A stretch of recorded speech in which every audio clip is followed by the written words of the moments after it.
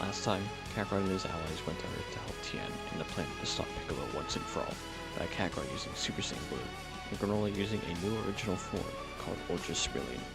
As they defeated Piccolo, they also found out Dr. Shrill and Hedo had teamed up to create something to take over the planet for themselves. Will Luke be able to stop them? Welcome back to part 10 of What If Monaito Raised Kakarot. A couple weeks go by. Goop found the Dragon Balls since they met Bulma, and she had a radar to find them. They called Shenron and wished for Kami to have control over the fusion of him and Piccolo. The wish is made and Shenron disappears. Tien opens the seal and Kami pops out of the pot. It still looks like Piccolo, but Kami's under control now.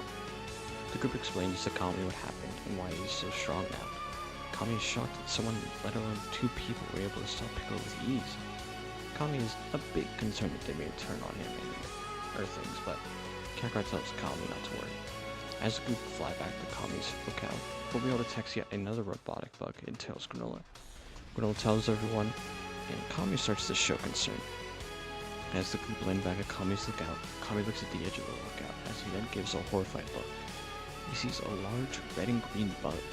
As he tells the other, Kakarot starts to sense powers, and as he senses the power where Kami is looking, he doesn't detect a huge power, but for Kami's sake, he, Vegeta, and Tien will go check it out. Kakarot tells Granola to get in touch with Beerus and Whis to let them know where they are.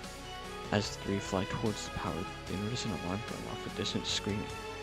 As they reach the location, they notice something horrifying. Kami was right, a big red and green bug.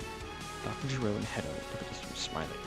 Hedo says he'll take down the villains, leaving the three confused. As the three explain to Hedo what's going on, he starts to show concern. But as he's about to ask Gero what's going on, Gero pierces through Hedo, leaving everyone shocked. Gero states that he was just using Hedo for his tech to help take over Earth for his own.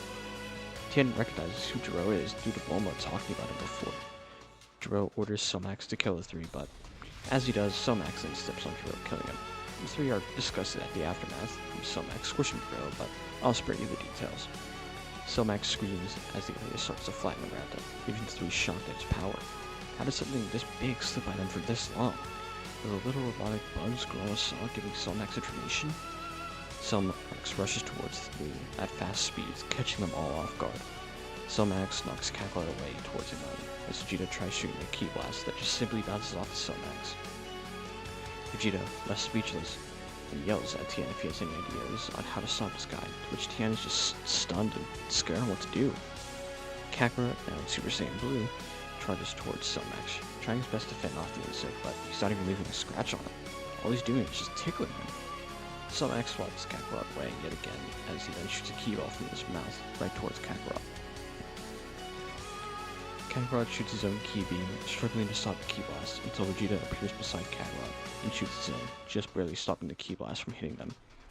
Kakarot, breathing heavily, asks Vegeta if he has any ideas, to which Vegeta says he doesn't. As the two charge to their max, they charge towards Somax, then go separate directions to hopefully confuse the huge insect.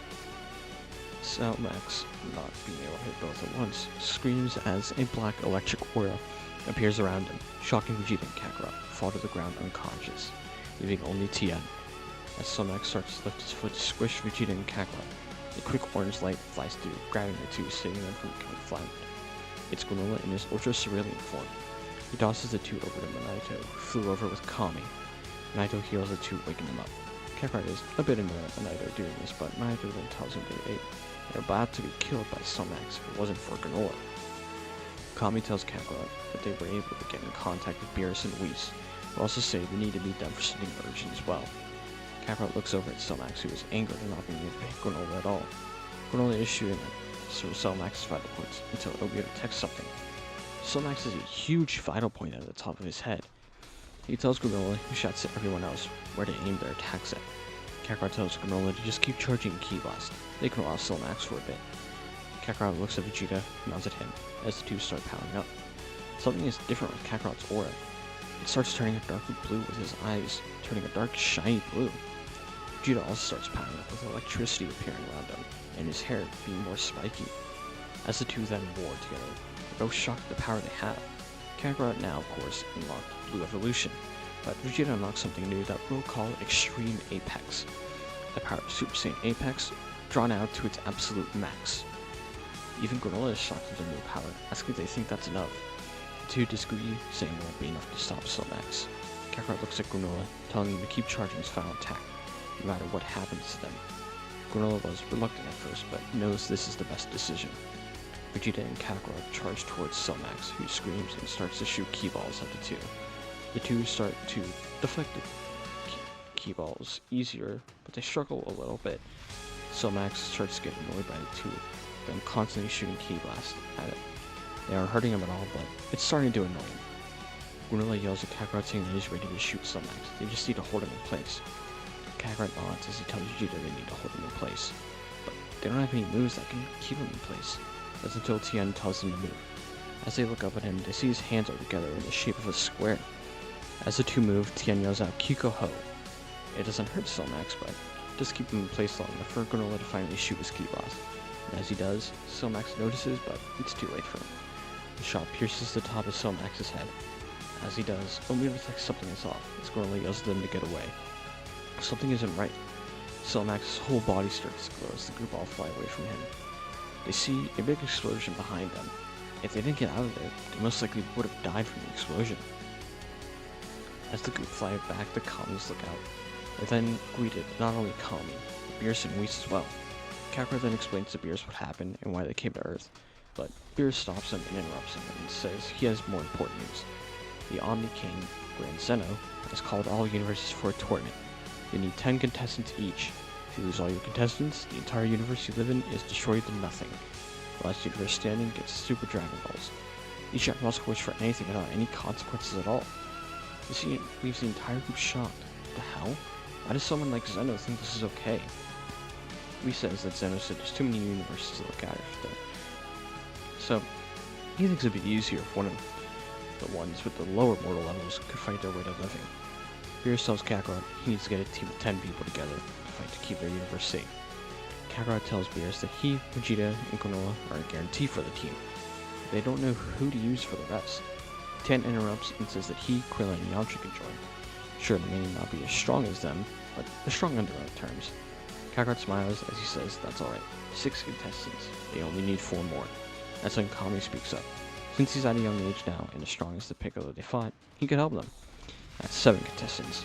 They only need 3 more. That's when it clicks for Kakarot. Of course. Nailed. Kakarot asks Whis if they can head over to Planet Namek. There's a Namekian warrior there that could help them. Beerus is slightly annoyed that they can't make 3 contestants closer to them, but a contestant is a contestant, so they all head to Namek. As they land on Namek, Kakarot looks around for Nail, but runs into Mori first. Kakarot explains what's going on, as concern starts to grow on Mori's face. He calls for Nail, who flies over and is told what's going on. Nail says he hasn't gotten much stronger since they've last met, but they have an idea. What if all the Namekians merge into Nail? They use either Monaito's Dragon Balls or the Earth's Dragon Balls to separate them after. As the group all look at Beerus, he sighs as he says that's fine. The group all say they'll be back later to get Nail. After all, they have about a day left to get 2 more contestants. Kakarot, Vegeta, Tien, and Granola all head back to Beerus' planet, pondering on who else to get. That's when it clicks with Vegeta. He gets horrible.